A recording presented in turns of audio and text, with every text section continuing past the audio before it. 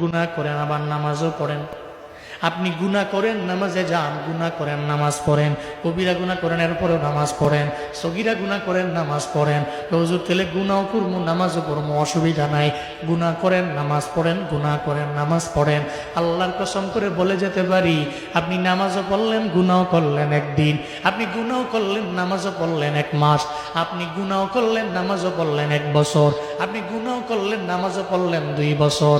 একটা দিন এমন হয়ে যাবে আপনার নামাজ আপনার আকলের মধ্যে বাধা দিয়া বলবে, এই তুই না মুসল্লি, তোর দ্বারা তো জীবনও কোনোদিন চুরি করা মানায় না, তুই তো মুসল্লি, তোর দ্বারা তো জুলুম করা মানায় না, তুই তো মুসল্লি, তোর দ্বারা তো দুর্নীতি করা মানায় না, তুই তো নামাজে যাও, তুই তো তোর ব্যাকগ্রাউন্ডে লাগাইলি নামাজি, তুই তো মুসল্লি, সাবধান, তুই তো নিজের নামাজি বানায়া যাইতে পারো না কোনো অন্যায়, যাইতে পারো না কোনো অপরাধে। একটা দিন আপনি গুনাহ করতে করতে নামাজও পড়েন, গুনাহ করতে করতে নামাজও পড়েন।